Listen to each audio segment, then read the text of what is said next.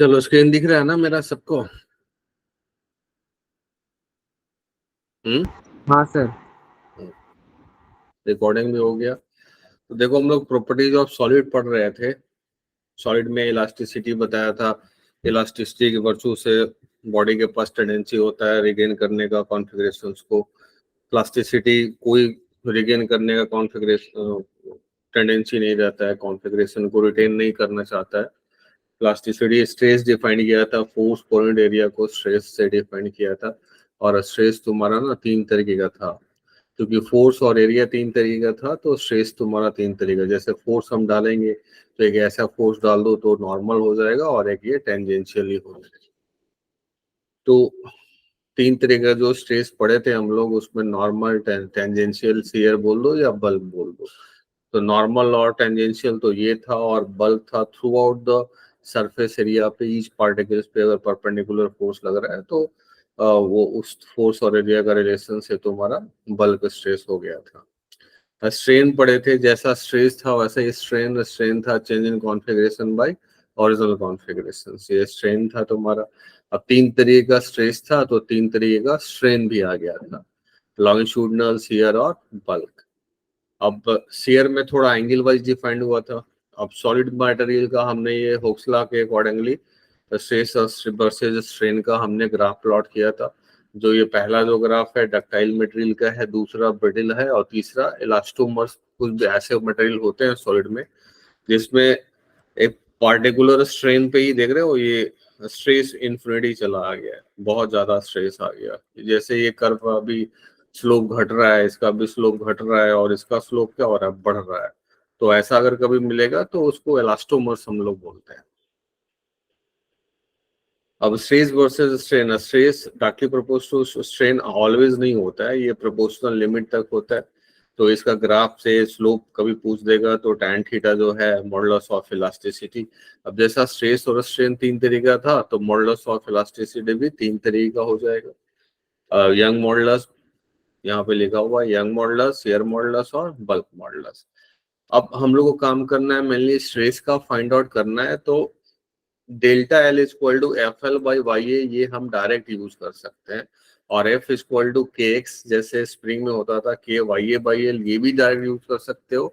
पर इसका कंडीशन था कि only when force through out the solid constant होना चाहिए। जैसे स्ट्रिंग में मटेरियल में जैसे टेंशन कांस्टेंट होता था ना, वैसे ही अगर फोर्स तुम्हारा थ्रू आउट द सॉलिड अगर कांस्टेंट रहेगा तभी ये हम डायरेक्ट डेल्टा एल, और ये इंपॉर्टेंट भी बोला था कि डेल्टा एल का वैल्यू याद रखना है, delta L equal to F L by Y ए।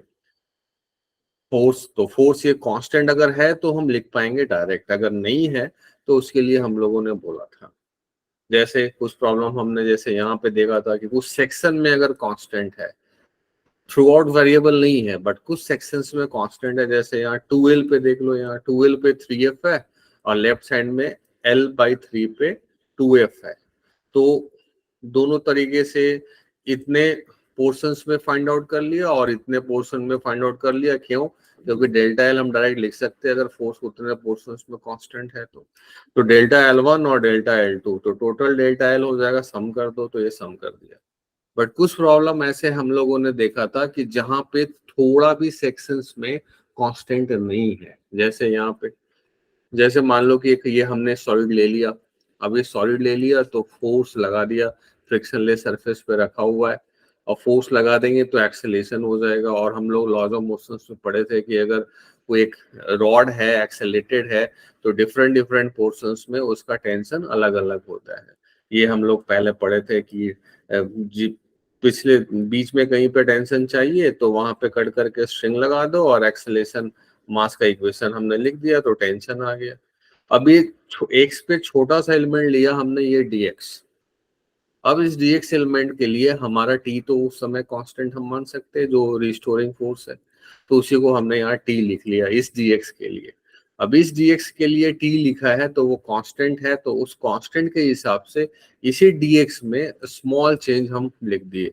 तो स्मॉल चेंज dx लेंथ में कितना होगा, F L by Y A, F के जगह t हो गया, एल के जगह dx हो गया और वाई ए हो गया। अब ऐसे ही छोटे छोटे लेंथ का हम अगर सम कर दे तो टोटल डेल्टा एल आ जाएगा। तो हमने ये इंटीग्रेशन कर दिया एक्स का वैल्यू 0 से लेके एल तक। तो ये आ गया था तुम्हारा F Y A by L और एक्स डी एक्स का इंटीग्रेशन। तो यहाँ से डेल्टा एल हमने फाइंड आउट कर लिया था। इसी को बोला कि अगर कभी ऐसा हो तो फिर इंटीग्रेशन तो फंडामेंटल है, तुम ऐसे भी फाइंड कर सकते हो एफ एवरेज वाइज करके। एफ एक तरफ अगर फोर्स एफ है दूसरे तरफ 0 है तो एवरेज में हो गया 0 plus F by two average force यहाँ लिख दिया और फिर से लिख दिया एफ एल अपॉन वाई ए। सिमिलरली जैसे इसके लिए भी काम किया था कि एक तरफ F1 है दूसरे तरफ सपोज F2 है, तो अब ये भी तो रुकेगा नहीं, एक्सीलरेटेड हो जाएगा, अब through out the length constant तो रहेगा नहीं। तो फिर यहाँ पे भी एवरेज कर लो F1 plus F2 by two, फिर डेल्टा एल एवरेज का वैल्यू चिपका दो और फाइंड आउट कर लो। फिर इसको फंडामेंटल से भी हम लोग बना सकते हैं। फिर इसमें जैसे किया था ml मास है, लेंथ है, एक रॉड है, खुद ही से ऐसे हैंग कर गया, ओन वेट के कारण उसमें कितना इलोंगेशन होगा ये पूछ रहा है। तो अब इस वाले सेक्शंस में भी देखोगे तो हर एक जगह तो अब टेंशन सेम नहीं है ना, जैसे जैसे ऊपर बढ़ रहा है वैसे वैसे नीचे का मास बढ़ रहा है तो टेंशन वेरी कर रहा है। तो यहाँ पे भी फंडामेंटली हमने इसको बना दिया था उस दिन कि यहाँ से x ले लिया, x पे dx। अब इस dx पे कितना टेंशन है, dx पे यही है m by L X multiply G, इतने का जो मास उसके नीचे का है वही टेंशन लेगा। तो इस dx का स्मॉल चेंज इन लेंथ हम फाइंड कर लिए एफ एल अपॉन वाई से और पूरा इंटीग्रेट कर दो तो देखो M G by L times 2 times Y A ऐसे आ गया था। अब ये वेलोसिटी कहाँ से आ गया उसको बताया होगा फिर से।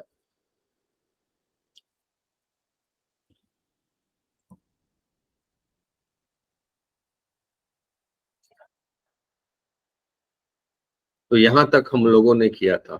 मेनली जो तुम्हारा प्रॉब्लम पूछेगा तो कांस्टेंट वाला में तो नहीं पूछेगा, कांस्टेंट वाला में कोई भी तुम्हारा एफ एल अपॉन वाई का वैल्यू चिपका देगा। मेनली जो पूछेगा तुम लोगों से ना वो यही वेरिएबल वाला में ही पूछेगा। तो वेरिएबल वाला का अभी हम लोग कुछ और देखेंगे। जैसे और क्या देखेंगे, इसमें क्या है ना कि जितना तरीके का प्रॉब्लम है अगर वो हम थ्योरी में ही कंसिडर कर लेना तो नया नहीं मिलेगा हमको, क्योंकि ये लेस इंपॉर्टेंट है और कभी कभी पूछता है। तो एक और जैसे मान लो थ्योरी में ही अगर हम कवर कर ले कि सपोज एक हमने अब रॉड ले लिया है,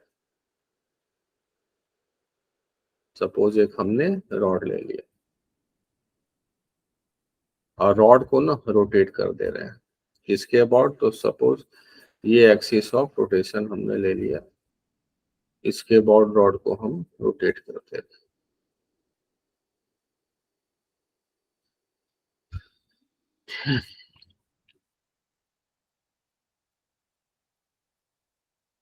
इसी को हमने एक्सिस ऑफ रोटेशन ले लिया और इसके अबाउट रॉड जो है ना वो रोटेट हो रहा है ओमेगा से। रॉड का मास m है, लेंथ l है, यंग मॉडुलस y है और रॉड का कुछ क्रॉस सेक्शन एरिया है वो a है। ये हमने ले लिया। अब अगर ऐसा दिया हुआ है रॉड रोटेट कर रहा है ओमेगा कांस्टेंट से, तो फिर पूछा है तुमसे वही ये find change in length, find elongation, find delta L. Delta L का वैल्यू यहाँ पे पूछा हुआ। तो ये भी हम लोग डायनेमिक्स में फाइंड आउट किए थे कि अगर कोई रॉड है तो उसके अंदर में टी का वैल्यू कैसा होगा। तो फिर से हम लोग अभी यहाँ पे फिर से कर लेंगे कि टी का वैल्यू, इतना तो जानते हैं कि ये सर्कुलर मोशन है, सर्कुलर मोशन है तो सर्कुलर डायनामिक्स तो करना होगा।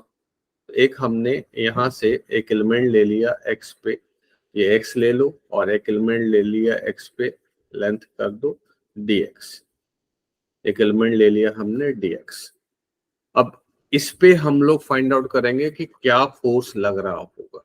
तो इस पे अगर फाइंड आउट करोगे क्या फोर्स लग रहा है, तो सपोज यहाँ पे टी लग रहा है तो यहाँ पे कुछ हम लोग एज्यूम करेंगे कि कुछ लग रहा होगा। सपोज यहाँ पे टी लग रहा है तो यहाँ पे एज्यूम कर लेंगे कि टी प्लस डी टी लग रहा है। अब यहाँ पे थोड़ा देखो सोचना है, अगर सॉलिड सॉलिड है ना, तो जैसे ये अगर पार्टिकल है, दो सॉलिड पार्टिकल है, तो सॉलिड में यहाँ पे आगे नहीं फोर्स, ये जब भी इस पे फोर्स लगे, इस पे इधर वाला बॉडी फोर्स लगाएगा तो ये इधर की तरफ लगाएगा और इस पे इधर वाला फोर्स लगाएगा तो इधर की तरफ लगाएगा। जैसे हम लोग स्ट्रिंग में टेंशन लेते थे ना, उसी उसी तरीके का जस्ट हम यहाँ पे भी फोर्स का एलिमेंट लिए हैं। पता नहीं है तो सपोज टी कर लिया। अब यहाँ टी है तो यहाँ क्या है, टी प्लस डी टी है। अब इतना सारा जो मास है डीएम, उसका अगर देखोगे तो कैसा मोशन हो रहा है, उसका ऐसा सर्कुलर मोशन हो रहा है ओमेगा से। तो सर्कुलर मोशन हो रहा है तो क्या बोलता है कि एफसी फाइंड करो। तो डीएम मास का हमारा अगर एफसी यहाँ देखोगे सेंटर की तरफ, तो सेंटर की तरफ टोटल फोर्स लग रहा है T minus T plus D T, ये फोर्स लग रहा है। और इसी का वैल्यू क्या है, एफसी। और ये कितने रेडियस पे मूव कर रहा है, तो इसका रेडियस है तुम्हारा एक्स। तो हम यहाँ से एफसी का वैल्यू लिख सकते हैं। एफसी क्या होता है, एम टाइम्स, तो एम तो हमारा यहाँ डीएम है, M times omega square by R. और आर क्या है हमारा यहाँ पे, आर है हमारा एक्स। तो इसका एलिमेंट हो गया T plus D T, minus के साथ है तो माइनस डी टी आ गया तुम्हारा, minus D T is equal to DM. तो डीएम का वैल्यू हम लोग लिख सकते हैं एम बाई एल और मल्टीप्लाई डी एक्स। समझ रहे हो तो जो लिख रहा हूं सब में, क्लियर है सबको, बोल दो। कोई नहीं बोल रहा है। हाँ सर। ओके, तो M by L multiply D X कर दिया हमने डीएम को, ओमेगा स्क्वायर को ओमेगा स्क्वायर कर दो, और डीएम ओमेगा स्क्वायर आर होता है ना, तो एक्स लिख दिया। और डिवाइड बाई आर थोड़ी होता है, डिवाइड बाई होता है एम भी स्क्वायर बाई आर। यहाँ अगर एम ओमेगा स्क्वायर लिख रहे हो तो एम ओमेगा स्क्वायर क्या लिखोगे, आर और आर को मल्टीप्लाई करना, मल्टीप्लाई कर दिया। अब इस टी का वैल्यू चाहिए, तो इसी टी का वैल्यू हम इंटीग्रेशन से ले आएंगे। इंटीग्रेशन में जैसे देखो, इस वाले पोजीशन पे उस इसके राइट साइड में कोई मास है नहीं, तो इस वाले पोजीशन पे ना टेंशन जीरो है, टी का वैल्यू क्या हो जाएगा, जीरो। तो एक लिमिट तो लेना पड़ेगा। तो एक्स पे हमारा टेंशन टी हमने एज्यूम किया है, और एक एक्स इक्वल टू जब एल हो जाएगा तो वहां टेंशन क्या हो जाएगा, जीरो। अब यहाँ पे क्यों जीरो बोला उसको भी समझ लो। यहाँ पे इसलिए जीरो बोला कि यहाँ से इधर कोई मास है नहीं, यहाँ से इधर मास नहीं है, तो यहाँ पे टेंशन क्या हो जाएगा, जीरो।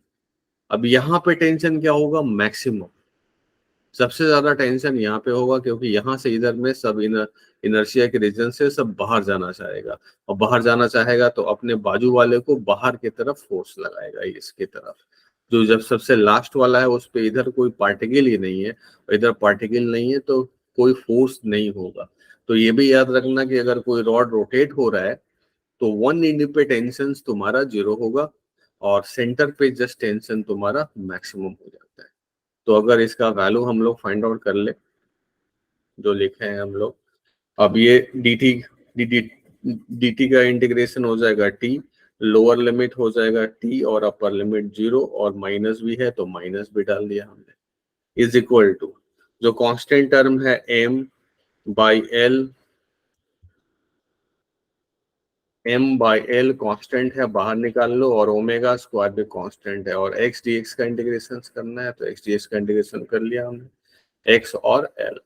तो ये आ गया जीरो माइनस टी, तो माइनस टी लिख सकते हैं, और ये आ गया m by L times omega square, और x dx का इंटीग्रेशन हो जाएगा एक्स स्क्वायर बाई टू, तो 1/2 बाहर ले लो, और L square minus x square लिख दिया।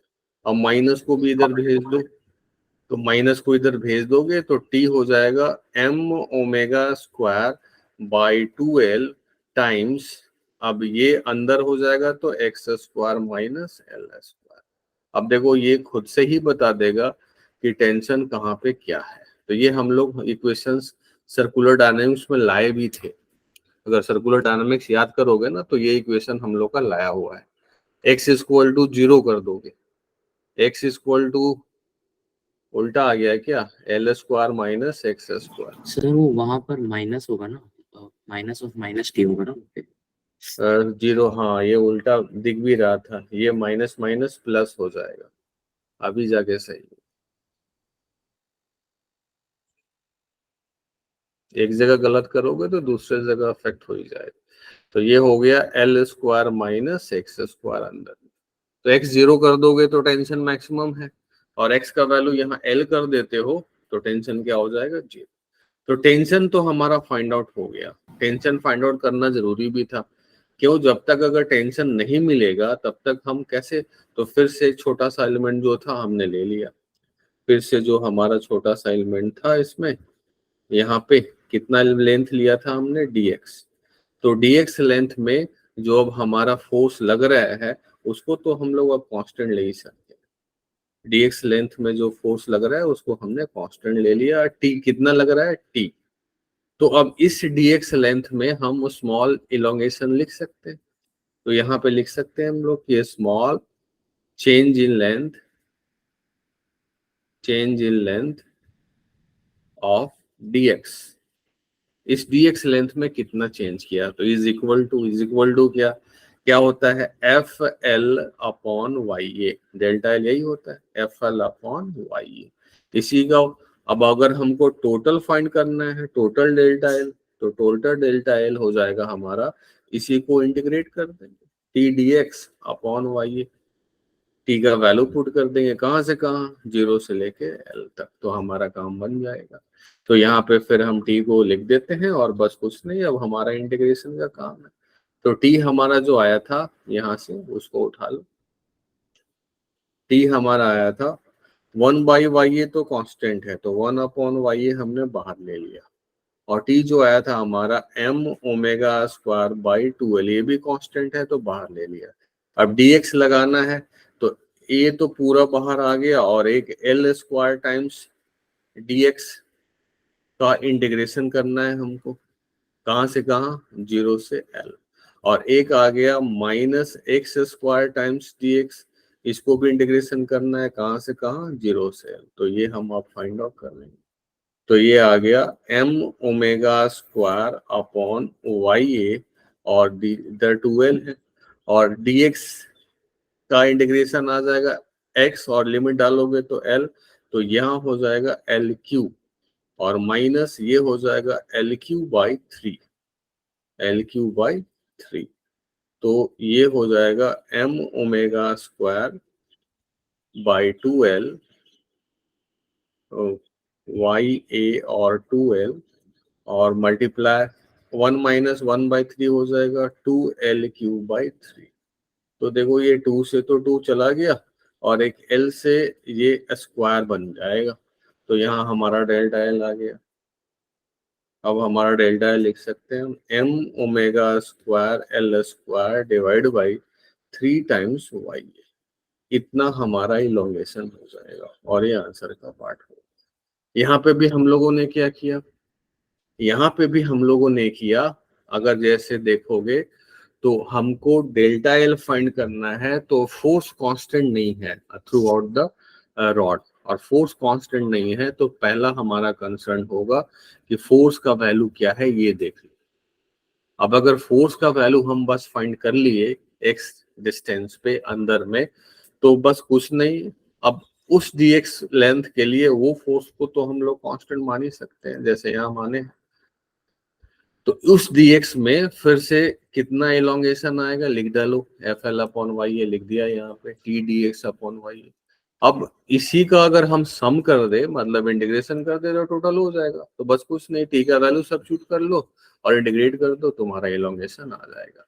मतलब अगर जब कभी भी हमारा अगर कांस्टेंट नहीं हो तो फिर हम ऐसे ही एलिमेंट लेते हैं। तो ये वाला भी क्लियर है सबको, रोटेशन वाला, ये सब डायरेक्ट प्रॉब्लम हाँ मिलेगा, प्रॉब्लम भी हम लोग करेंगे, तो ये क्लियर है। Yes sir. ओके, और देख लो, और जैसे कुछ एग्जाम का ही पूछा देख लो,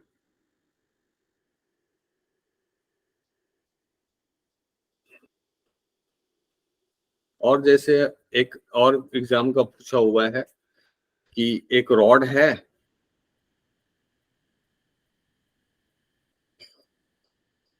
एक रॉड है, सपोज हैंग कर रहा है रॉड,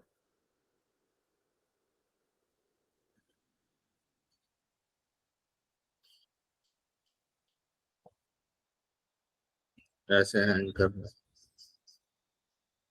इस तरीके से, और ये वाला एरिया ना ए है, एरिया ए, और कोई यहाँ पे फोर्स लगाया है यहाँ पे फोर्स लगाया है, एफ फोर्स लगा दिया। इस रॉड का ना वेट को कंसिडर नहीं करना है, मास वास को कंसिडर, बस यही एफ है। एक और पोर्शन लिया किसी ने यहाँ पे ए नाम कर दिया और यहाँ पे नाम लिया बी। बट यहाँ पे जो एरिया किसी ने लिया ना, तो एरिया ये वाला एरिया ले लिया उसने, ये एरिया ले लिया। तो यहाँ पे अगर एरिया कोई बोलेगा तो यहाँ पे एरिया का डायरेक्शन हो जाएगा ये वाला हो जाएगा। ये एरिया हो गया ए डैश, ये वाला एरिया हो गया तुम्हारा ए डैश, ऐसा ले लिया एरिया। जो इससे इससे एंगल जो यहाँ बना रहा है ना, इससे जो एंगल बना रहा है, सपोज थीटा एंगल बना रहा है, ये एंगल दोनों का दिया हुआ है, ये थीटा एंगल। तो पूछ रहा है ये ए है और ये अगर बी है, तो पूछ रहा है क्या कि नॉर्मल स्ट्रेस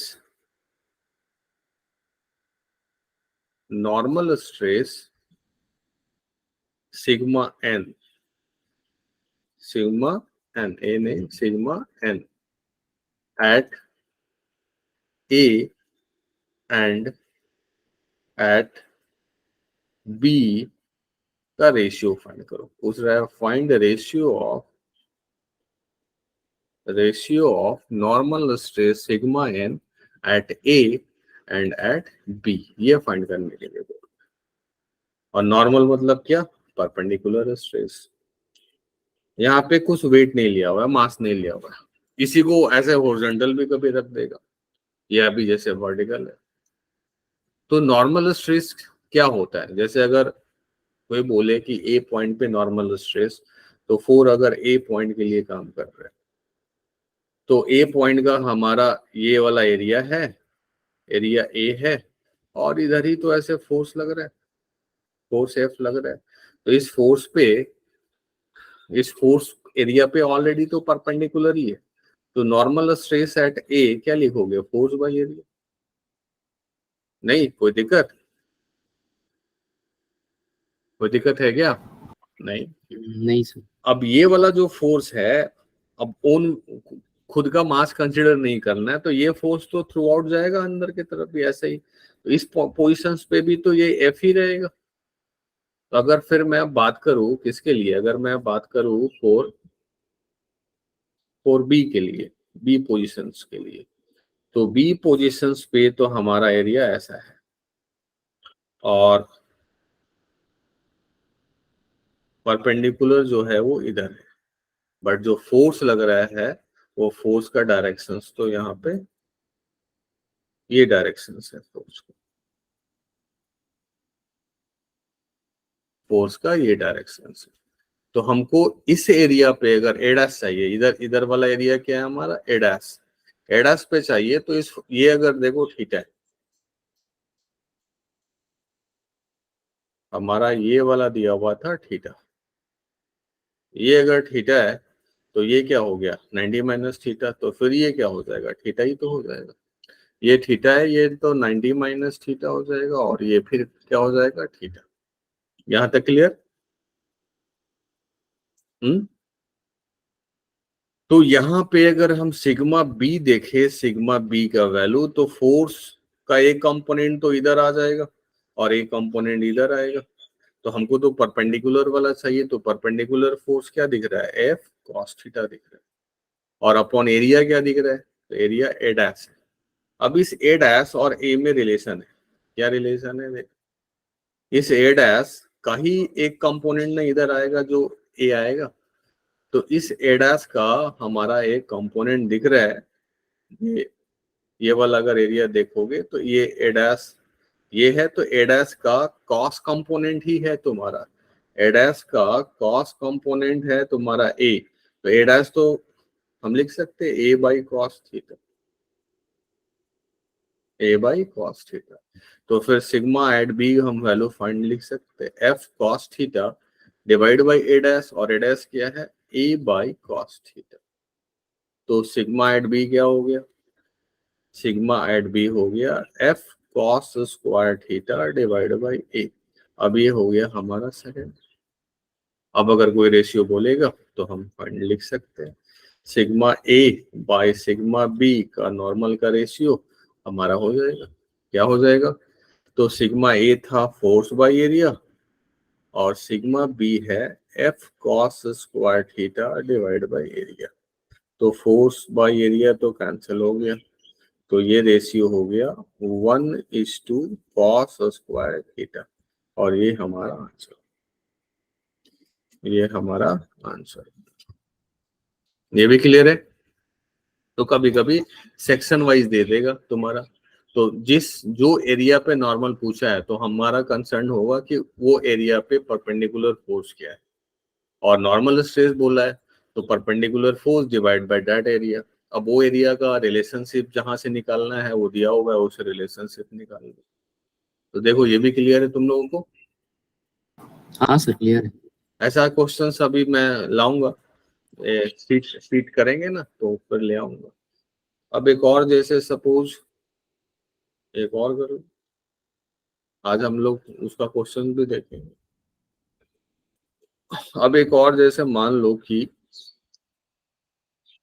एक स्ट्रिंग है, आइडियल एक स्ट्रिंग दे दिया, यहाँ पे स्ट्रिंग दे दिया और यहाँ पे कुछ बड़ा सा मास लगा दिया, एम है और इसका भी मास है स्मॉल है, बट मेंशन है क्या, बट गिवन है क्या, गिवन है कि कैपिटल एम जो है ना वो बहुत बड़ा है स्मॉल एम से, ऐसा गिवन है।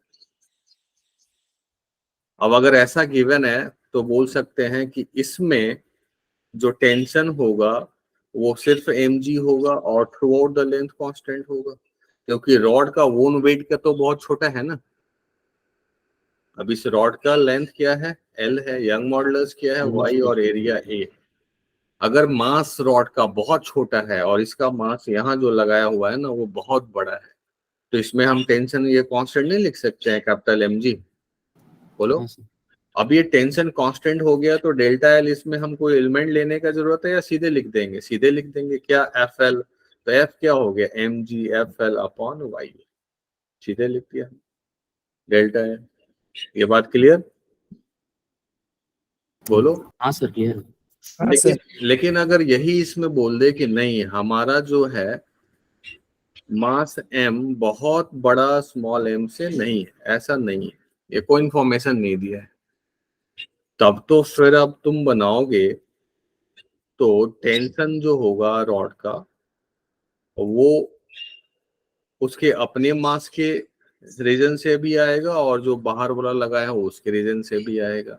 कितना आएगा उसको लिखना पड़ेगा हमको। जैसे जैसे अगर मान लो कि यहाँ का अगर हमको टेंशन लिखना है, यहाँ से x डिस्टेंस पे गया है, ये x डिस्टेंस गया है, यहाँ का टेंशन लिखना है, छोटा सा एलिमेंट ले लो ये dx। तो यहाँ का टेंशन तो अब लिखोगे तो एक तो mg होगा ही, और साथ में इतना दूर का जो है मास, तो m small m by l multiply x और मल्टीप्लाई g, दोनों को लिखना पड़ेगा टेंशन। अब ये टेंशन कांस्टेंट है क्या? नहीं, जैसे जैसे ऊपर जा रहे हो वैसे वैसे टेंशन क्या हो रहा है, बढ़ रहा है। तो पहले हम ये लिखेंगे कि टेंशन कितना है, और यही हो है तुम्हारा वहां का रिस्टोरिंग फोर्स।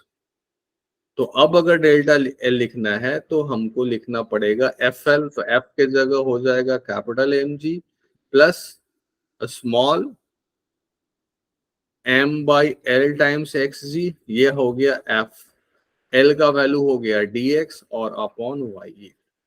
अब इसका इंटीग्रेशन करना पड़ेगा, तो इसका इंटीग्रेशन करना पड़ेगा। तो देखो ये mg वाला तो सिंपल, कहाँ से कहाँ, 0 से l, तो ये mg वाला तो कैपिटल mg वाला आ जाएगा mg l अपॉन y, और स्मॉल mg वाला आ जाएगा स्मॉल mg और x dx का x स्क्वायर बाई 2, लिमिट डालोगे तो l स्क्वायर, फिर एक और l कट जाएगा तो एक ही l बचेगा, तो mgl अपॉन 2 टाइम्स y।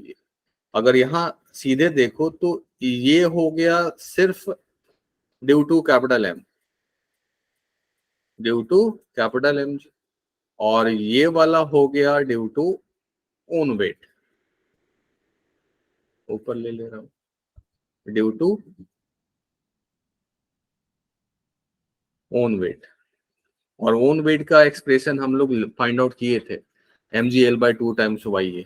ऊपर देखोगे तो ओन वेट का हम लोग फाइंड आउट किए थे। तो कभी अगर ओन वेट का मिले तो अब बार बार फाइंड आउट नहीं करेंगे, ये देखो हम लोग किए हुए हैं।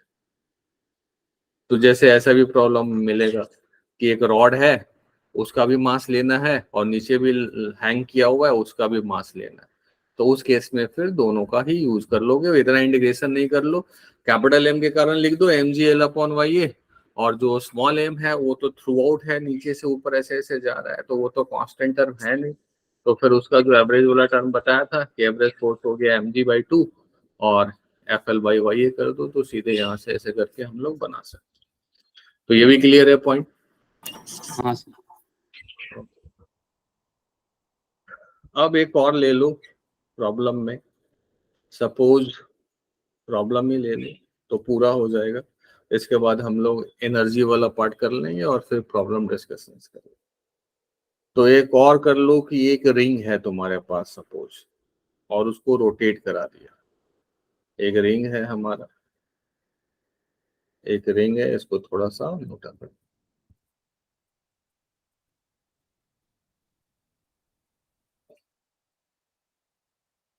एक रिंग है, इसका रेडियस r है सपोज, और मास दिया हुआ है, और क्रॉस सेक्शन एरिया भी दिया हुआ है, और ये रोटेट कर दिया।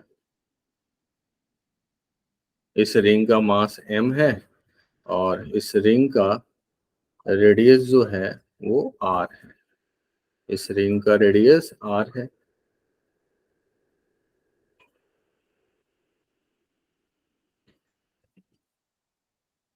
इस रिंग का रेडियस r है, यंग मॉडुलस y है, और r दिया हुआ है, और एरिया a है, क्रॉस सेक्शन एरिया।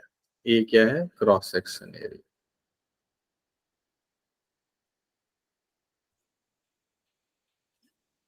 ये तुम्हारा क्रॉस सेक्शन एरिया ऐसा दिया।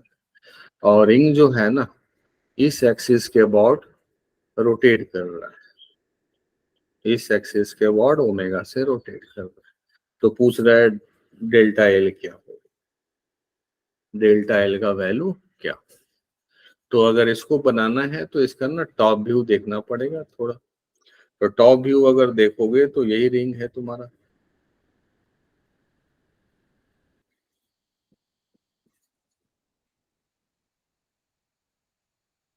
यही क्या है तुम्हारा रिंग।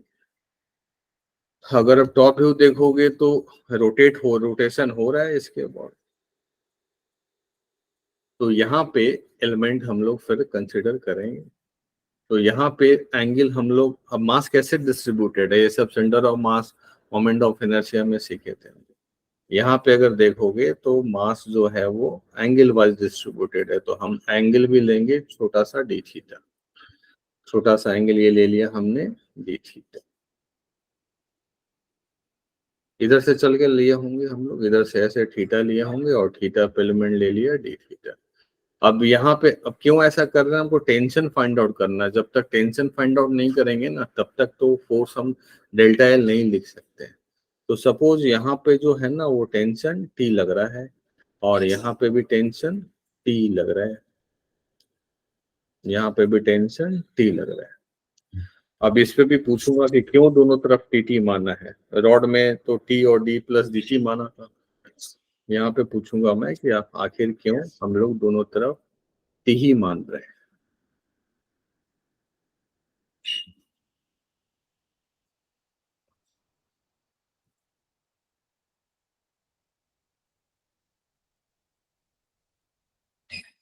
तो ये थोड़ा सा मैं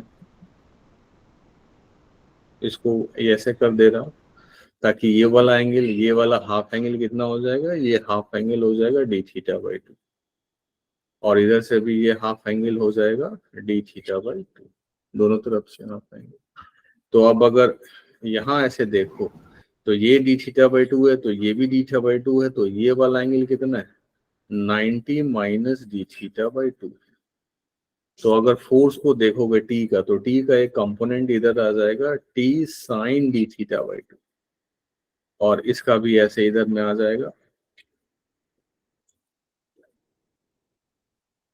इसका भी इधर नीचे में आ जाएगा T sine D theta by two, और इधर वाला जो आएगा ना वो तो कैंसिल आउट हो जाएगा डी थीटा बाई टू। तो इधर वाला जो आएगा वो तो T cos D theta by two, और वो यहाँ पे ना कैंसिल होने लगेगा।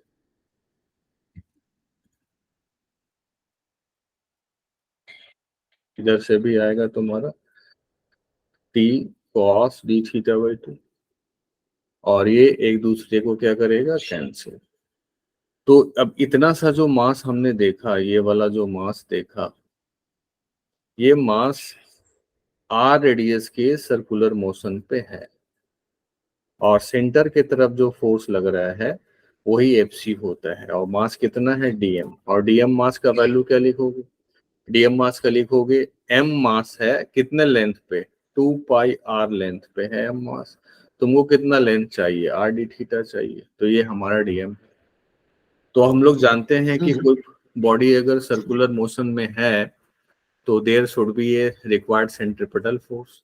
तो यहाँ पे एफसी का वैल्यू अगर देखोगे तो एफसी का वैल्यू यहाँ पे हमारा 2t sine D theta by two, ये है 2t sine D theta by two. अब स्मॉल एंगल के लिए अगर एंगल स्मॉल है तो sine D theta by two तुम्हारा क्या हो जाएगा, डी थीटा बाई टू। तो यहाँ से फिर इक्वेशन हम लोग लिख सकते हैं एफसी, और एफसी होगा कितना, डीएम, एफसी होगा डीएम ओमेगा स्क्वायर और आर, यही हो जाएगा सेंट्रिपेटल फोर्स।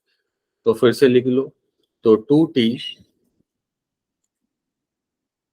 ओमेगा स्क्वायर और ये आर कर दो, तो यहाँ हो गया 2t, और sine D theta by two का वैल्यू हो गया कितना, डी थीटा बाई टू, और डीएम का वैल्यू चिपका दो, तो डीएम का वैल्यू है m divide by 2 pi R, और आर डी थीटा, ये डीएम हो गया, और मल्टीप्लाई ओमेगा स्क्वायर और आर कर लो।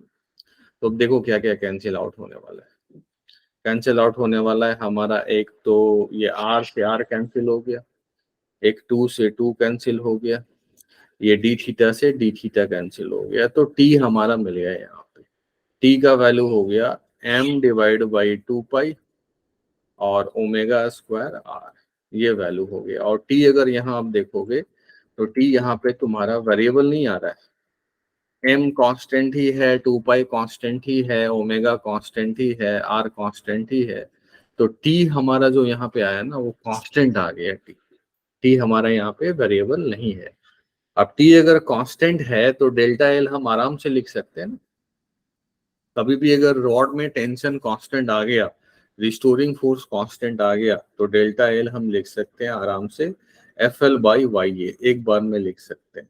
तो यहाँ पे हमारा एफ का वैल्यू है M omega square R divide by 2 pi, ये एफ हो गया, और एल का वैल्यू है, लेंथ कितना है हमारा 2 पाई आर, तो एफ एल लिख दिया अपॉन वाई ए, तो ये 2 पाई से 2 पाई कैंसिल हो गया, तो ये आ गया हमारा delta L M omega square R square divide by Y, ये डेल्टा एल आ गया। अब इसमें इंटीग्रेशन करने की जरूरत नहीं पड़ा, टेंशन बस फाइंड करना था। तो ये जो सर्कुलर डायनामिक्स में जो टेंशन लिखते हैं ना वो आगे आएगा, फिर से साउंड में भी आएगा। अब जरा यहाँ पे समझो, यहाँ पे क्या समझना है। सबसे पहले देखो, ये कंसर्न था हमारा, इतना सारा मास से हम देखना चाह रहे थे कि सेंटर की तरफ क्या फोर्स लग रहा है। क्यों देखना चाह रहे थे, वो इसलिए क्योंकि ये मास जो है ना इसके अबाउट सर्कुलर मोशन में है, और सर्कुलर डायनामिक्स तो लगेगा ही, क्योंकि अगर बॉडी को ऑब्जर्वर देख लिया कि सर्कुलर मोशन में है तो सर्कुलर डायनामिक्स, तो एफडी बनाना ही पड़ेगा, फोर्सेस दिखाना पड़ेगा इतने मास का, तो फोर्सेस का कंपोनेंट सेंटर की तरफ लेना होगा, और उसी का नाम कर देंगे क्या, एफसी। तो यही हमने किया है, बस यहाँ पे टेंशन टी माना है तो यहाँ पे भी टेंशन टी माना है। वो इसलिए क्योंकि अगर टेंशन अलग अलग मान लोगे, जैसे यहाँ पे अलग और यहाँ पे अलग, टी और टी प्लस डी टी मान लोगे, इधर में टी और इधर में क्या टी प्लस डी टी। तो एक और फोर्स आ जाएगा जिसका नाम होगा टेंजेंशियल फोर्स, और टेंजेंशियल फोर्स अगर आ जाएगा तो कभी भी यूनिफॉर्म मोशन हो सकता है, ओमेगा कांस्टेंट रहेगा नहीं। तो यहाँ पे टेंशंस तो पहले से ही मालूम था कि टेंजेंशियल टू द रॉड जो फोर्स आना चाहिए वो 0 आना चाहिए। क्यों? क्योंकि अगर tangential to the rod force आ गया तो टेंजेंशियल फोर्स आ जाएगा, और टेंजेंशियल फोर्स अगर आ गया तो फिर क्या v कांस्टेंट रहेगा, ओमेगा कांस्टेंट रहेगा नहीं। तो यूनिफॉर्म सर्कुलर मोशंस में ओमेगा जब कांस्टेंट होता है तो सिर्फ एफसी होता है या सिर्फ एसी होता है, एसी है तो एफसी है, एटी का वैल्यू 0 होता है। अब एटी का वैल्यू 0 है मतलब कोई टेंजेंशियल एक्सेलेरेशन नहीं है, तो टेंजेंशियल फोर्स भी नहीं रहेगा। इसीलिए यहाँ पे हमने टी माना है, तो यहाँ पे भी हमारा टी माना है, टी प्लस डी टी नहीं माना है। लेकिन वही अगर जैसे ऐसा रॉड था हमारा, ये देखो रॉड था, तो यहाँ पे हमने एलिमेंट में टी माना था, तो यहाँ पे हमने क्या माना था, टी प्लस डी टी। क्यों? क्योंकि सर्कुलर मोशंस अगर है तो यहाँ से इधर इधर जा रहे हो तो इधर इधर में एक्सेलेरेशन तो सेंट्रीपिटल होता ही है और चेंज कर रहा है। इधर में हमने इधर में तो कुछ नहीं माना है।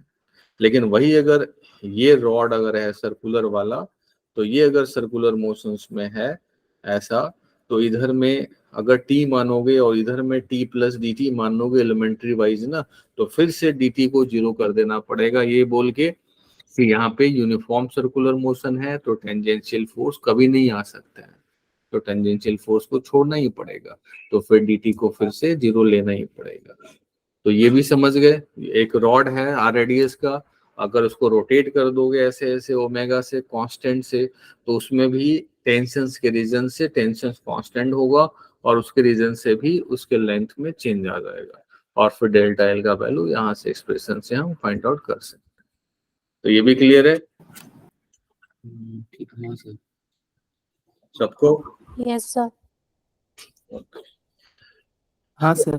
तो देखो अभी तक जितना किया यही सब तुम्हारा, अभी क्वेश्चंस उठाऊंगा मैं, सीट उठाऊंगा तो यही सब मिलेगा, तो 1 by 1 ये सब हम लोग वहां पे टिक कर लेंगे। इसमें फिक्स रहता है कि वेरिएबल की किस तरह से पूछेगा, तो वो कर लोगे तो ये चैप्टर पूरा हो जाएगा।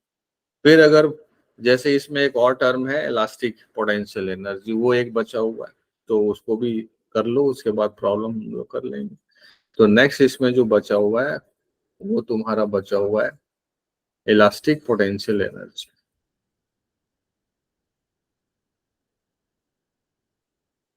इलास्टिक पोटेंशियल एनर्जी ये बचा हुआ, तो इसको हम लोग करेंगे। इलास्टिक पोटेंशियल एनर्जी ये टर्म बचा हुआ है। तो ये देखो इलास्टिक पोटेंशियल एनर्जी क्या है, तो सबसे पहले समझो, अगर एक रॉड हमने ले लिया,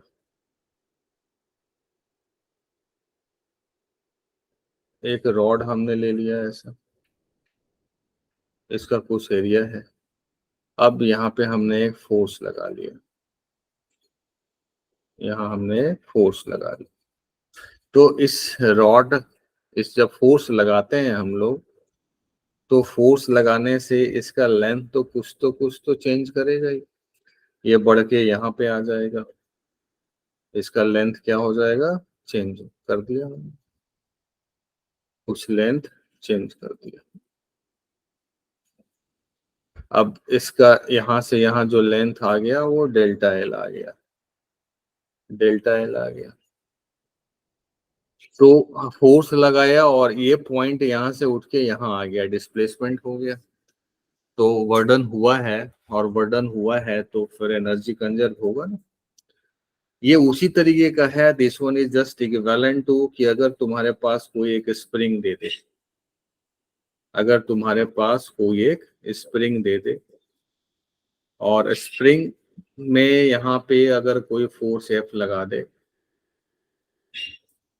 किसी ने फोर्स एफ लगाया, एफ फोर्स लगाया, तो ये वाला स्प्रिंग जो है अब यहाँ से यहाँ आ जाता था, और इसमें सपोज लेंथ आ गया, एक्स चेंज हो गया, तो हम एनर्जी लिखते थे, अगर स्प्रिंग कांस्टेंट क्या है के, तो हम लोग एनर्जी लिखते थे क्या, हाफ के एक्स स्क्वायर लिख देते थे ना, और इसका प्रूफ भी किया था, potential energy stored bye spring, याद है। हाँ सर। लेकिन ये कब लिखते थे, ये हम लोग लिखते थे जब इसमें, इस वाले स्प्रिंग में ये जो फोर्स है F, वो थ्रू आउट द स्प्रिंग क्या होता था, कांस्टेंट होता था, तभी तो लिखते थे। सर माइनस हाफ के एक्स स्क्वायर था ना पॉजिटिव के लिए। नहीं, U जो होता था हाफ के एक्स स्क्वायर, वडन बाय स्प्रिंग ओ होता अच्छा। था, वडन बाय स्प्रिंग फोर्स होता था माइनस हाफ के x square. But energy stored क्या लिखते थे, एनर्जी स्टोर्ड तो हाफ के एक्स स्क्वायर लिखते थे। ठीक है। ठीक है सर। हाँ, तो यहाँ पे भी अगर हमारा कभी भी डेल्टा एल लिख रहे हैं हम, और डेल्टा एल में अगर यहाँ पे अगर हमारा फोर्स कांस्टेंट अगर हो गया थ्रू आउट, तो फिर कुछ नहीं, एनर्जी हम प्रूफ भी करेंगे यहाँ पे, बट प्रूफ करना नहीं है। हाफ के, हाफ के का वैल्यू क्या बताया था, वाई ए अपॉन एल, ये बताया था। हाफ के और एक्स स्क्वायर क्या, डेल्टा एल है यहाँ पे, डेल्टा एल का स्क्वायर कर दोगे तो एनर्जी आ जाएगा। अब ये कैसे इसको हम लोग प्रूफ करेंगे, but this one is applicable only when, कब, जब F through out the length क्या हो तुम्हारा, कांस्टेंट। तो ये सीधे आंख बंद करके लिख देंगे। क्यों, क्योंकि स्प्रिंग में हम लोग फाइंड आउट किए ही हैं, और यहाँ पे भी फाइंड आउट कर लेंगे, प्रूफ कर लेते हैं अभी हम लोग कि ये कैसे आया पोटेंशियल एनर्जी स्टोर। बट ये यूज कर सकते हैं हम सीधे कि जब भी अगर हमारा रॉड में through out the length, through out the length rod में अगर जब भी हमारा फोर्स कांस्टेंट है, तो डेल्टा एल हम आराम से लिख सकते हैं सीधे एक बार में। और जब फोर्स कांस्टेंट है तो कुछ नहीं, एनर्जी जब भी पूछे तो हाफ के एक्स स्क्वायर कर लो, और के का वैल्यू क्या है, वाई ए बाई एल। क्यों ऐसा किया, क्योंकि वो तो हुक्सला ही है, और स्प्रिंग वैसे ही प्रूफ हुआ था। स्प्रिंग में जो के है ना, वो वैसे ही फाइंड हुआ था, K inversely proportional to the length of a spring, K is equal to Y A by L, ये यहीं से आया था। तो जब हम स्प्रिंग में लिख सकते हैं, बार बार बहुत प्रॉब्लम का एप्लीकेशन करते थे, तो यहाँ पे भी हम अगर फोर्स कांस्टेंट है, तो अभी मैं फिलहाल तो प्रूफ कर रहा हूँ, बट तुमको करने का जरूरत नहीं है।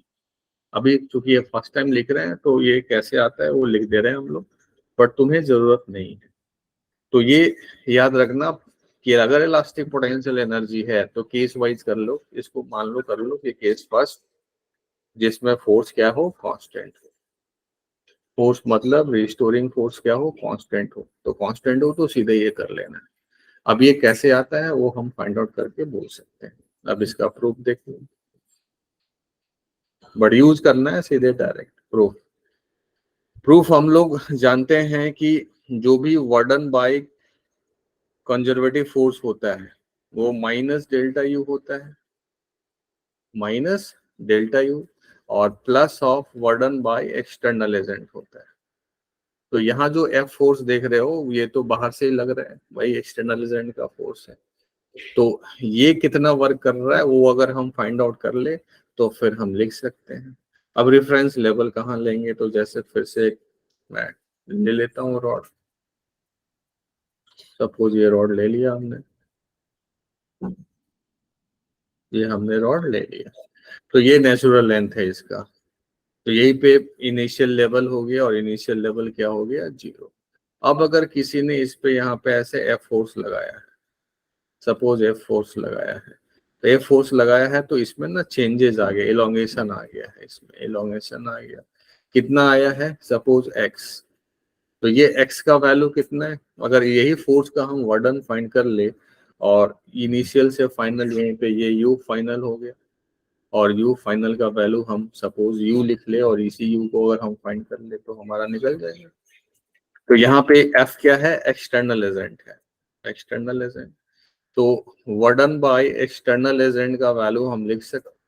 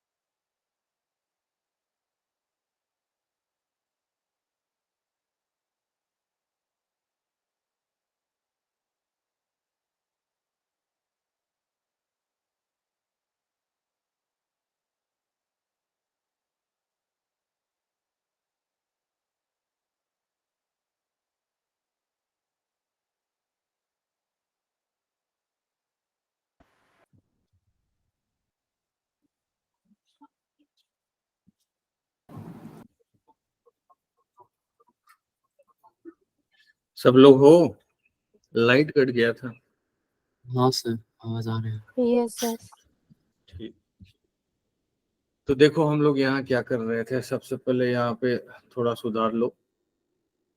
डेल्टा यू होता है negative of work done by conservative force, और delta U plus delta U होता है वर्डन बाय एक्सटर्नल एजेंट, और delta U is equal to plus of work done by external agent, ये होता है।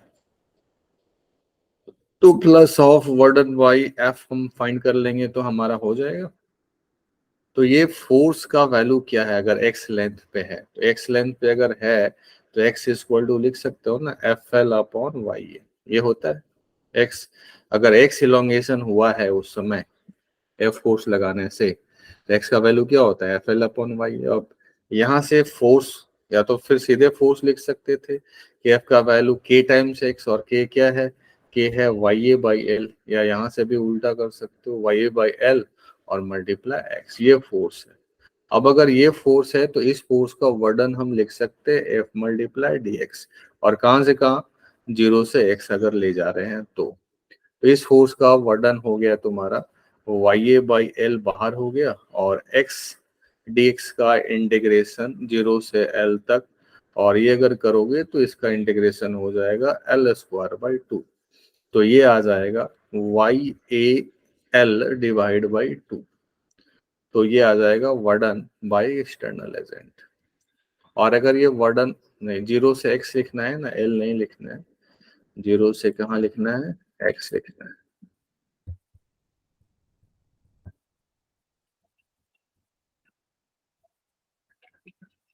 जीरो से x तक ही ले जाना है, तो x dx का इंटीग्रेशन हो जाएगा x स्क्वायर बाई 2, तो वर्डन बाय एक्सटर्नल एजेंट आ गया Y A X square divide by 2l। तो अब अगर डेल्टा यू बोलेगा कोई कि डेल्टा यू क्या है, तो डेल्टा यू यही you final minus you initial, और डेल्टा यू का ही वैल्यू तुम्हारा क्या है वर्डन बाय एक्सटर्नल एजेंट। तो ये आ गया Y A L X square upon 2 times L का वैल्यू हो गया यू फाइनल यू है।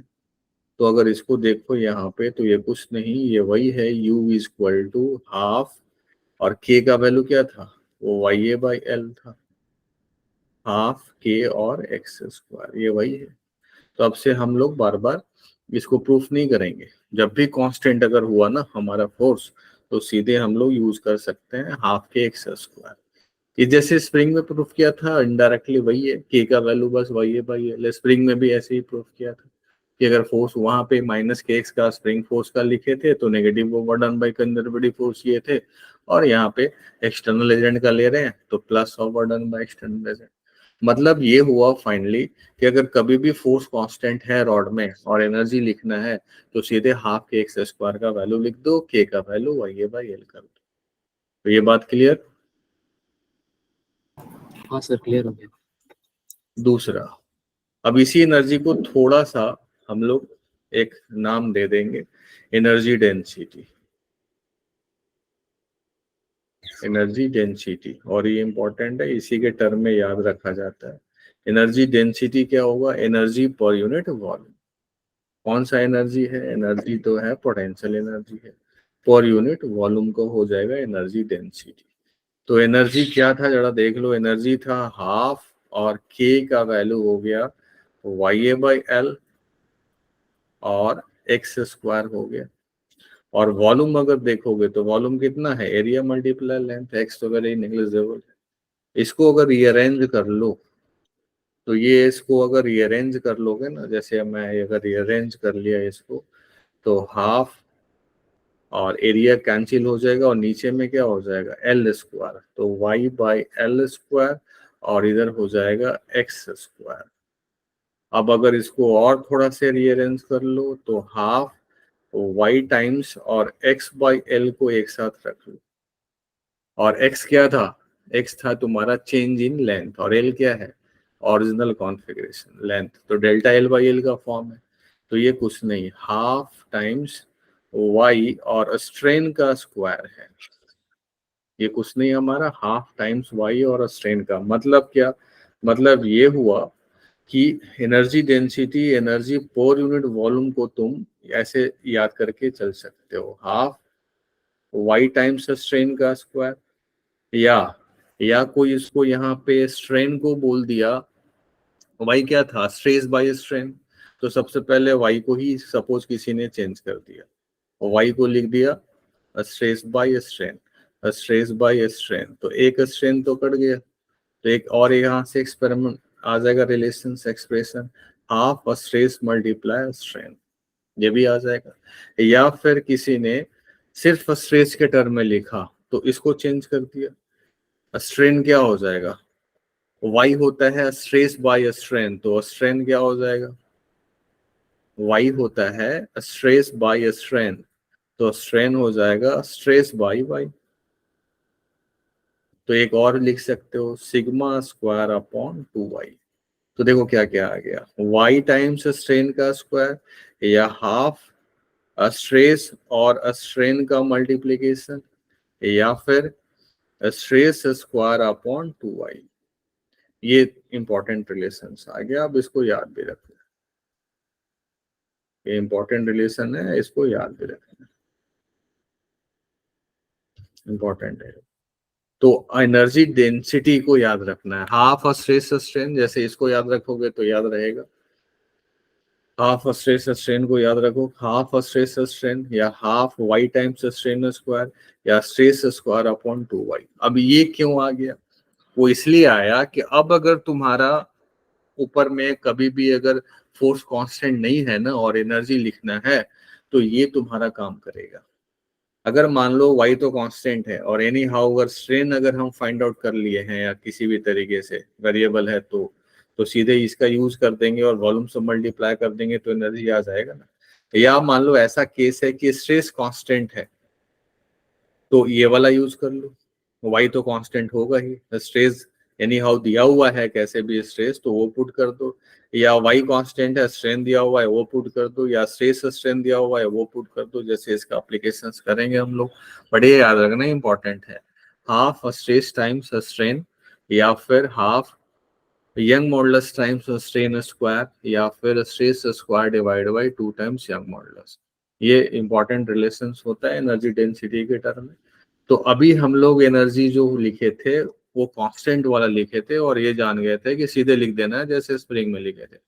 लेकिन अब अगर मान लो कि वेरिएबल है, फोर्स जैसे मान लो वेरिएबल है, जैसे जैसे मान लो जो ज्यादा एग्जाम में पूछता है या फिर टेस्ट वेस्ट में मिलेगा वो मिलेगा तुम्हारा ये कि अगर वोन वेट से एक हैंग कर रहा है तो उसमें एनर्जी कितना स्टोर्ड होगा वो बताओ, ये पूछेगा, पूछा भी हुआ है कि एक रॉड है ओन वेट के रीजन से वो हैंग कर रहा है और इसका एरिया सपोज ए है, यंग मॉडुलस वाई है, एरिया ए है, लेंथ एल है और मास एम है। तो पूछेगा कि इसमें कितना एनर्जी स्टोर्ड है बताओ, एनर्जी स्टोर्ड क्या है बताओ, ये पूछेगा। तो यहाँ पे अगर कोई लिख दिया ऐसा कि डेल्टा एल तो मालूम है हम लोग को कि डेल्टा एल कितना आएगा, वो तो इसका हम लोग बता दिए थे, डेल्टा एल याद भी रखना, एवरेज फोर्स क्या है mg/2, तो एफ एल अपॉन वाई, ये डेल्टा एल आया था। और तो अगर ये डेल्टा एल तो ये तो सही है, ये करेक्ट है। लेकिन अगर कोई यहाँ ऐसे लिख दिया कि हाफ के एक्स स्क्वायर, के का value Y A by L कर दिया और एक्स स्क्वायर डेल्टा एल का स्क्वायर कर दिया तो गलत हो जाएगा। क्यों गलत हो जाएगा, क्योंकि ये तभी लिख सकते हो जब तुम्हारा फोर्स क्या हो, कांस्टेंट। कांस्टेंट। ये सही हो जाएगा क्योंकि ये तो हम लोगों ने फाइंड किया हुआ है, याद भी रखना है। लेकिन यू लिख दोगे ऐसे तो गलत हो जाएगा ये और पहला ऑप्शन मिलेगा। तो यू हम यहाँ पे ऐसे नहीं लिख सकते, तो फिर हम कैसे लिख सकते हैं, तो देखो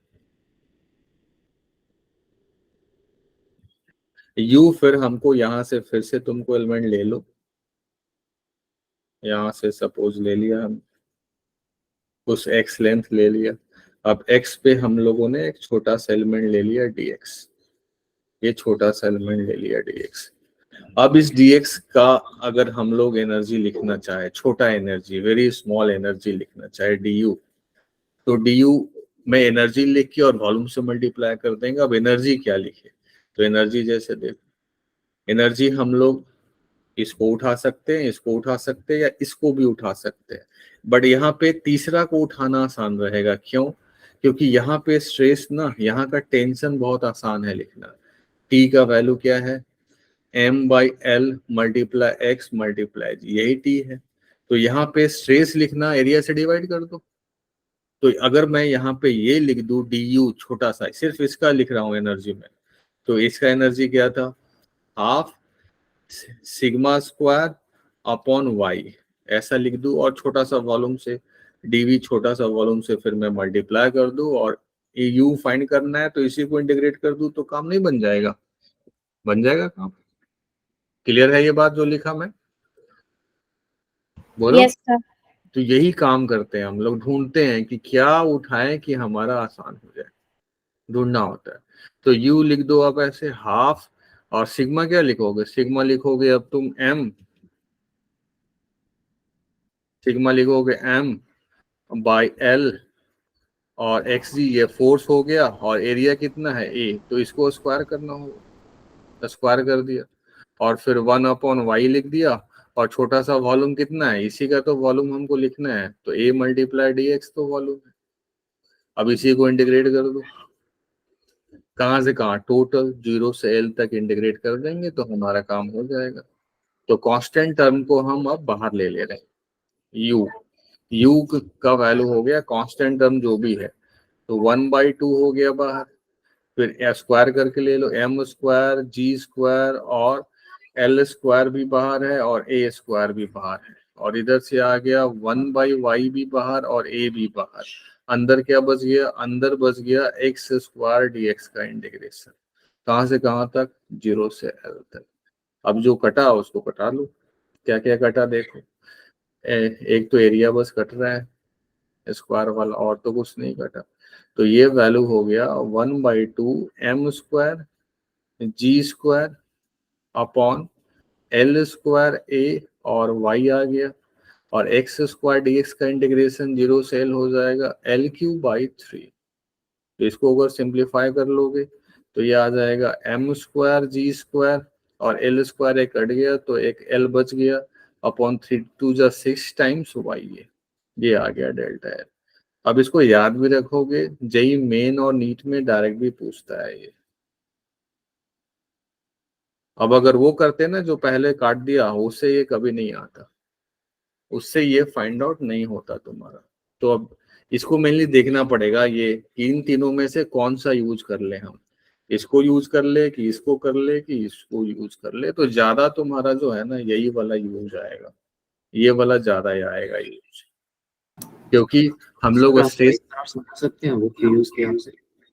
हाँ वो इसलिए यूज किया, फिर से सुनो, वो इसलिए यूज किया कि यहाँ पे अगर तुमको स्ट्रेस और स्ट्रेन दोनों निकालना है तो ये ज्यादा काम है ना, स्ट्रेस भी लिखो और फिर उसका डेल्टा एल लिखो, दोनों को मल्टीप्लाई करो, ज्यादा काम है। इसके लिए भी जानना है, इसके लिए भी जानना है।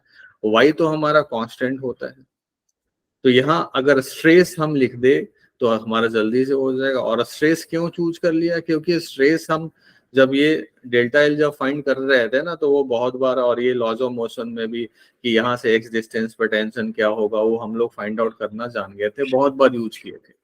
तो ये टी हमारा फैमिलियर हो गया है कि नीचे से एक्स डिस्टेंस पे टी कितना होगा, तो एरिया से तो डिवाइड करना है, तो इसलिए इसको चूज कर लिया। इसको क्यों नहीं किया, क्योंकि इसको करने के लिए फिर तुमको स्ट्रेन फाइंड करना पड़ता, फिर dx लेंथ में स्ट्रेन, तो स्ट्रेन तो तभी ना फाइंड करते थे जब पहले लिखते थे कि फोर्स कितना है और लेंथ कितना है dx, तब तो छोटा सा एलिमेंट का dx का स्ट्रेन फाइंड करते थे, तो वो तो और लेंदी हो जाएगा।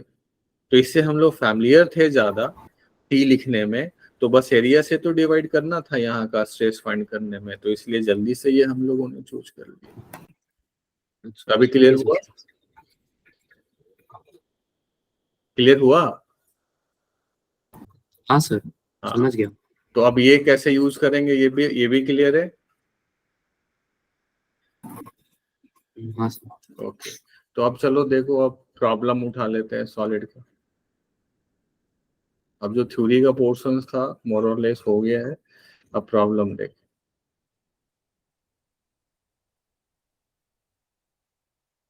ये देखो यही स्ट्रेस स्ट्रेन कर्व है तुम्हारा, ये जो दिख रहा है यही स्ट्रेस स्ट्रेन कर्व है। ये प्रोपोर्शनल लिमिट है, इसमें थोड़ा नीचे घिसा दिया है, नीचे कभी नहीं जाता है, स्लोप थोड़ा सा पॉजिटिव ही रहता है। ये प्रोपोर्शनल लिमिट है और ये इलास्टिक लिमिट, ये डक्टाइल मटेरियल का स्ट्रेस स्ट्रेन का कर्व है। ये जो हमने वर्टिकल वाला देखा है वही ये है। तो चलो प्रॉब्लम उठाते हैं। इसमें टेम्परेचर्स का भी है, जैसे ये सब दिख रहा है, अल्फा बीटा टेम्परेचर्स का भी ये चैप्टर में डाला हुआ है। इसी में तुम्हारा स्ट्रेस का भी रहेगा। अभी तो ये टेम्परेचर चल रहा है, ये भी टेम्परेचर है, न्यूटन्स लॉ ऑफ कूलिंग, ये सब भी वही है। हाँ ये देखो इलास्टिसिटी, अब दिख रहा है ना यहाँ इलास्टिसिटी, तो यहाँ से है। अब ये एफ बाहर से अंदर लग रहा है, इसमें बाहर से अंदर लग रहा है। तो rod is in compressive stress, सही है। Numerical value of stress develop in the rod is force by area, ये भी सही है तुम्हारा। Stress is defined as the internal force develop at any cross section per unit. वही internal force को हम लोगों ने क्या नाम दिया था, रिस्टोरिंग फोर्स। तो इसमें से पूछ रहा है कि कौन सा इनकरेक्ट है, तो इसमें से कंप्रेसिव स्ट्रेस सही है, ये भी सही है, ये भी सही है, तो नॉन ऑफ दीज हो गया। ये बात क्लियर? हाँ सर। और देख, इसमें दिया हुआ in the wire stress by hanging weight from its end the elastic potential energy per unit volume in terms of strain and modulus of elasticity. ये तो अभी प्रूफ किया था। इसके टर्म में फाइंड करना, स्ट्रेन को एस नाम दिया है या सिग्मा नाम दिया है। स्ट्रेन ऐसा कुछ गलती कर दिया, यहाँ स्ट्रेस STRAIS स्ट्रेस लिखना होगा, क्योंकि वही तो सिग्मा होता है। तो स्ट्रेस अगर है तो अभी तो किया था 1/2 टाइम्स, क्या लिखे थे हम लोग, 1/2 times square divide by Y, यही था ना। और अगर स्ट्रेन के टर्म में था तो स्ट्रेन के टर्म में तुम्हारा क्या था, स्ट्रेन था तुम्हारा हाफ वाई टाइम्स और स्ट्रेन का स्क्वायर। तो यहाँ पे स्ट्रेन है और स्ट्रेन को सिग्मा दिया हुआ है, तो इसको सिग्मा से रिप्लेस कर दोगे तो ये टर्म हो जाएगा। कोई ऐसा नोटिफिकेशन नहीं होता, स्ट्रेन हम किसी के टर्म में अल्फा बीटा गामा कुछ भी ले सकते हैं हम स्ट्रेन। और देखो अच्छे, इधर तो सब शॉर्ट प्रॉब्लम। और आगे देखो सीट में, ये क्या है, कैलोरीमेट्री का सीट है। ये किसका है, थर्मल एक्सपेंशन, ये भी एक्सपेंशन ही दिख रहा है, कंडक्शन दिख रहा है, न्यूटन्स लॉ ऑफ कूलिंग है, इलास्टिसिटी लेवल 2। अब जैसे यहाँ देखो, इसमें और इसमें दोनों में फाइंड करना है, दोनों का अलग अलग है, दोनों सीरीज में है। तो सीरीज में है तो दोनों का तुम्हारा टेंशन क्या रहेगा, सेम। तो यहाँ पे फाइंड करना है क्या, यहाँ पे फाइंड करना है, अच्छा यार टेम्परेचर से रिलेटेड दे दिया तो ये अभी नहीं करो। हाँ यहाँ देखो, ये ऐसा थ्योरेटिकल क्वेश्चन पूछता है, स्ट्रेस और स्ट्रेन का कर्व है, इसका स्लोप क्या देता है, इसका स्लोप देगा y, tan थीटा क्या आया था, y था। तो जिसका y बड़ा उसका यंग मॉडुलस क्या बड़ा, तो किसका y बड़ा है, a का या b का, a का tan थीटा ज्यादा है, तो Young modulus of a is greater than the Young modulus of b। ये तो क्लियर है। तो material a has a higher Young modulus, ये एक सही हो जाएगा। समझ रहे हो इसको? हाँ सर। एक इसका ये आंसर हो जाएगा, material B is more ductile. Ductile ज्यादा होगा ना तो ये सब भी ज्यादा दिखेगा, ऊपर वाला टर्म जो है ना, ये सब डक्टिलिटी का मतलब समझाया था, याद है? डक्टाइल और ब्रिटिल का मतलब समझाया था। तो बी ज्यादा डक्टाइल नहीं है, ए ज्यादा ductile. Material A can with stand greater stress, great सबसे ज्यादा स्ट्रेस कौन सा स्टैंड कर रहा है, देख रहे हो, ए ऊपर में, और उसके बाद फिर क्या है, बी है। तो सबसे ज्यादा स्ट्रेस कौन सा स्टैंड कर रहा है, ए। तो material A can with stand greater stress, तो मटेरियल ए का ऑप्शन जो है वो सी हो जाएगा यहाँ। ये भी क्लियर है तुम लोगों को?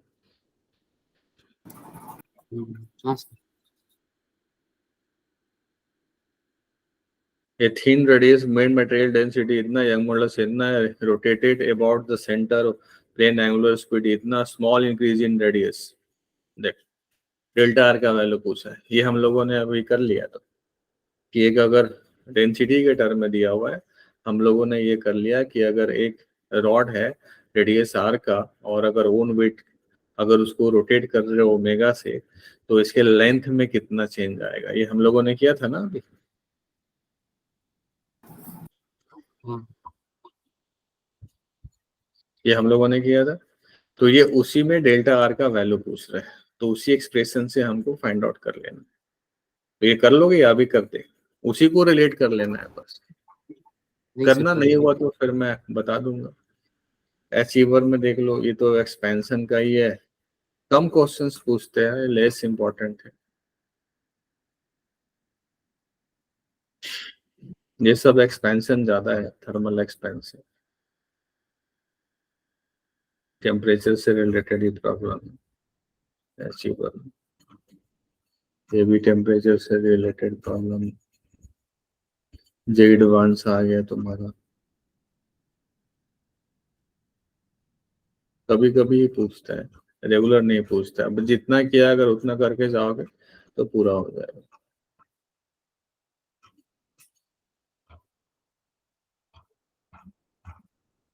जैसे ये देखो, इसमें क्या किया, उल्टा कर दिया। ये बोला था पढ़ाते समय कि कभी अगर स्ट्रेन ऊपर कर दे तुम, इधर में स्ट्रेन है और इधर में स्ट्रेस कर दिया, कभी ऐसा कर दिया तो एंगल अब इधर से ना लोगे थीटा, इधर से लोगे थीटा। तो बोल रहा है कि P has more tensile strength than Q। Ductile, ductile कौन ज्यादा है, P ज्यादा डक्टाइल है, इसका तो यहीं पे खत्म हो गया।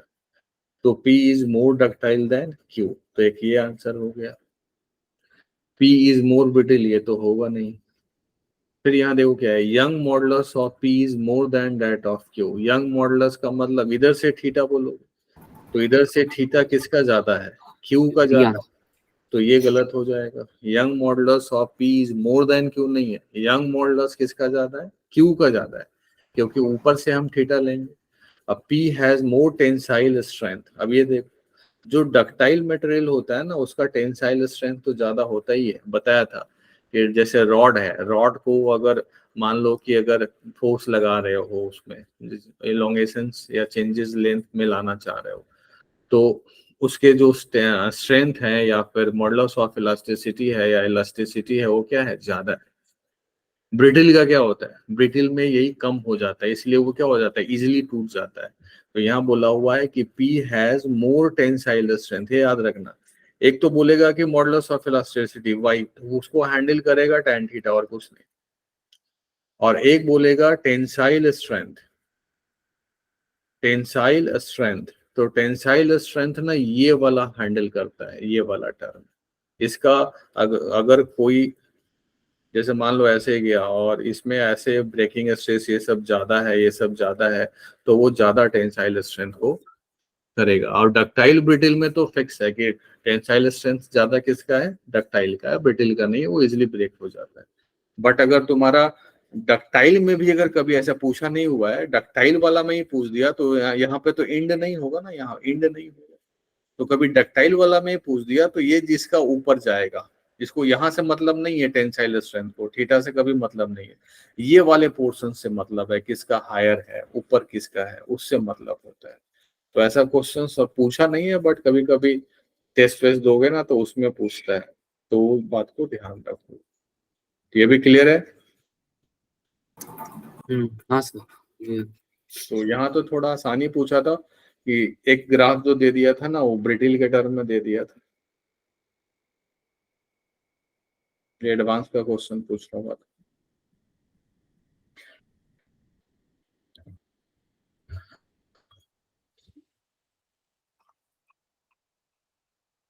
ये सब टेम्परेचर से रिलेटेड है, जो भी देख रहे हो ये सब टेम्परेचर्स का ही है, एक्सपेंशंस का है, ये भी एक्सपेंशंस, ये थर्मोडायनामिक्स का है। Magnitude of stress sections mid point of the rod, ये देखो ये तो बहुत पहले का आईडी का पूछा हुआ है और ये तो हम लोग कर लिए। यूनिफॉर्म रॉड लेंथ हिल डेंसिटी दिया है, pulled along the smooth, acceleration alpha दिया हुआ है, तो magnitude of a straight at the transverse cross section है मिड पॉइंट ऑफ इतना। ये तो छोटा सा पार्ट हो गया, यहाँ पे स्ट्रेस पूछ रहा है मिड पॉइंट पे, तो मिड पॉइंट का टेंशन फाइंड कर लो। तो यहाँ से यहाँ तक हटा दो तो मास जितना डेंसिटी है रो, तो यहाँ का आधा का मास कितना हो गया, आधा का मास हो गया तुम्हारा रो, और वॉल्यूम से मल्टीप्लाई कर दो तो AL/2। और ये अगर एबीडी बनाओगे तो ये आधा, फिर टेंशन टी इधर लग रहा होगा और एक्सेलेरेशन तो यही लग रहा होगा। तो टी का वैल्यू क्या हो गया, मास तो रो ए टाइम्स L/2, और एक्सेलेरेशन कितना है, एक्सेलेरेशन है अल्फा। तो ये टेंशन हो गया। तो स्ट्रेस क्या हो जाएगा, स्ट्रेस होता है फोर्स बाय एरिया, तो टेंशन बाय एरिया। तो टेंशन बाय एरिया करोगे तो ये वाला एरिया चला जाएगा, ये वाला एरिया क्या हो जाएगा, कैंसिल आउट हो जाएगा, ये वाला एरिया कैंसिल आउट हो गया। तो बचेगा क्या, बचेगा रो L अल्फा बाई 2। तो ये आ जाएगा रो L अल्फा बाई 2। सिंपल वाला ही है। पूरा एलोंगेशन पूछता तो हम लोगों ने काम कर लिया है ना पूरा एलोंगेशन का, एक्सेलेरेशन में, याद है ना। अब तो इसमें है ही नहीं, तो बाकी का इसमें और प्रॉब्लम बनाना, मैं और दूसरे बुक से कुछ क्वेश्चन रूप में डाल दूंगा। तो तुम्हारा ये जो था मैकेनिकल प्रॉपर्टीज ऑफ सॉलिड वो पूरा हो गया। तो अगले दिन, जब अगले दिन भी तो क्लास करना है ना, ट्यूसडे को भी करना है ना, हाँ तो ट्यूसडे को फिर क्या टाइमिंग रखना है सर, यही वाला टाइमिंग सही है। हाँ तो यही वाला टाइमिंग रख लो। तो ट्यूसडे को कल भी यही वाला टाइमिंग में लिंक भेज दूंगा मैं, ज्वाइन कर लेना। तो उधर तो ग्रेविटेशन चल रहा है नहीं, तो ग्रेविटेशन के बाद उधर ना SHM कर लेंगे, नहीं ग्रेविटेशन के बाद SHM, तो इधर फ्लूइड स्टार्ट करेंगे फिर कल, ठीक है। पहले कुछ प्रॉब्लम मैं आज ग्रुप में डाल दूंगा, वो सब ट्राई कर लेना 2-4। तो इसमें इसका तो हो गया। अब BMC में ज्यादा इसलिए नहीं है क्योंकि ज्यादा पूछता ही नहीं है, इसलिए जो इम्पोर्टेंस रहता है उसके प्रॉब्लम ये ज्यादा देता है। तो दूसरे से मैं पोस्ट कर दूंगा और वो कल डिस्कस कर दूंगा, और उसके बाद फिर फ्लूइड स्टार्ट करेंगे। जितना बोला है इसको एक बार फिर से रिकॉर्डिंग देख लोगे, सब माइंड में कर लोगे, तो इसमें से फंसने वाला क्वेश्चंस नहीं होता, ठीक है। Okay sir. तो चलो आज यहीं पे स्टॉप करते हैं, कल का यही टाइमिंग रहेगा और मैं भेज दूंगा, और कल फ्लूइड स्टार्ट करेंगे। फ्लूइड इंपॉर्टेंट है, सॉलिड तुम्हारा इंपॉर्टेंट नहीं था, बट फ्लूइड बहुत इंपॉर्टेंट। तो चलो फिर बाय। ठीक है, bye sir, thank you. Bye sir, thank you sir.